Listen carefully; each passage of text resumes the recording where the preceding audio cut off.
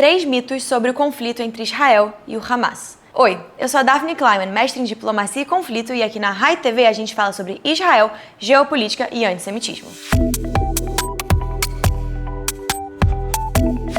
Primeiro mito: que a Palestina e o Hamas são a mesma coisa. Isso não podia ser mais longe da verdade. E a gente vê isso com os protestos que aconteceram essa semana de muitos palestinos em Gaza, após mais de um ano de guerra, protestando contra um governo ditatorial, pedindo para que o Hamas saia da faixa de Gaza e dê para eles, pela primeira vez desde 2006, uma chance de vida dentro de um governo democrático que preza pela vida dos palestinos. O Hamas é um governo eleito em 2005 em coalizão com o Fatah, o governo palestino da Cisjordânia, da Autoridade Palestina. E em 2006 eles matam todos os seus oponentes e tomam conta por completo da faixa de Gaza. Eles são caracterizados como um grupo terrorista reacionário islâmico, ou seja, eles acreditam que a única forma de governância e de vida deve ser super radical, de acordo com a lei da Sharia, proibindo coisas como mulheres de saírem na rua com seus cabelos expostos, mulheres de terem direitos iguais aos homens. Não acreditam que a comunidade LGBTQIA+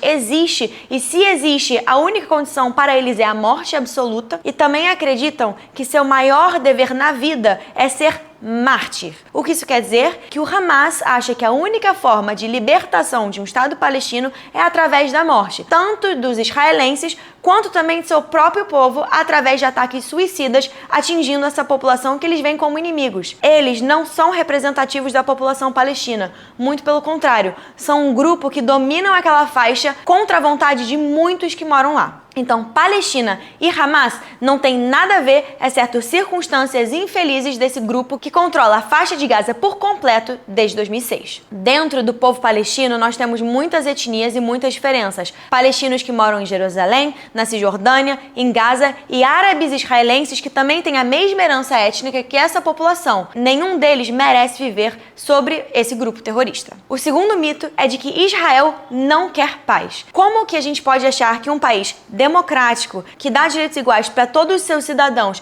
independente de religião, sexualidade, etnia ou identidade nacional, não quer paz? Como podemos acreditar que um país que, diferentemente de todos os outros exércitos, avisa exatamente onde ele vai bombardear para as populações poderem evacuar das regiões urbanas antes de qualquer ataque, não quer paz? Um país que tem o menor índice de morte de civil para terrorista em qualquer conflito da história da humanidade. Israel tenta, a todos os custos, minimizar os danos à vida humana, sejam eles israelenses ou palestinos ou estrangeiros. Manda exércitos para o mundo inteiro para fazer missões humanitárias de resgate, não só fora do Oriente Médio, mas dentro da própria região. O Líbano, um país que não reconhece Israel até hoje, quando teve sua explosão catastrófica em Beirute, matando centenas de pessoas, teve Israel como o primeiro país a oferecer resgate. Por mais que eles tenham recusado essa ajuda, Israel segue tentando manter a paz e o reconhecimento de seus vizinhos. Se há um país no Oriente Médio que quer paz,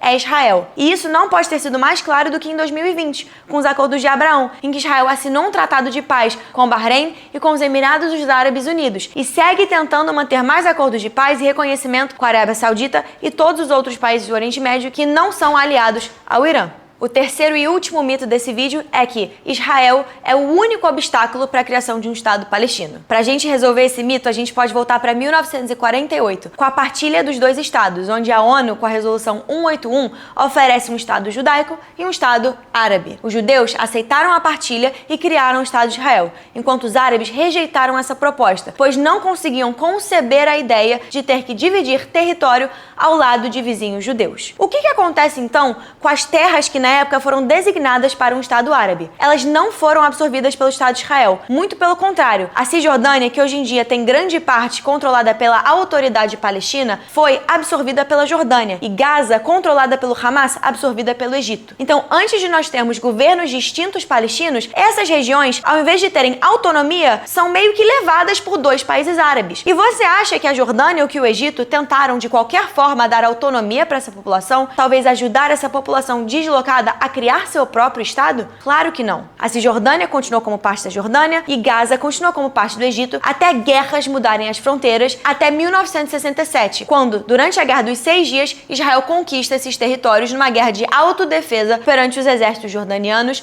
egípcios, entre outros exércitos árabes. Israel é o primeiro país a dar autonomia para o povo palestino em 2005, quando eles saem completamente da faixa de Gaza e permitem que pela primeira vez eles tivessem autodeterminação em uma terra que fosse só deles. Não há presença judaica ou israelense na faixa de Gaza desde então até o dia 7 de outubro. A primeira vez na história que o povo palestino teve direito de se autodeterminar foi só por causa do Estado de Israel. Em nenhum momento, outros países vizinhos tentaram lutar por isso. Eles mantêm as suas populações palestinas em seus países deslocadas. No Líbano, os palestinos não têm os mesmos direitos da população, não podem exercer as mesmas funções, não podem morar nas mesmas cidades, ainda estão, em grande parte, em campos de refugiados. Apenas em Israel que os palestinos podem nascer, tentar uma dupla cidadania e viver como árabes israelenses, como temos quase 20% da população hoje em dia. Médicos, juízes da Suprema Corte e pessoas da sociedade civil com os mesmos direitos perante a lei. São esses os 3 mitos que eu queria contar pra vocês hoje. Há muita desinformação na mídia hoje em dia,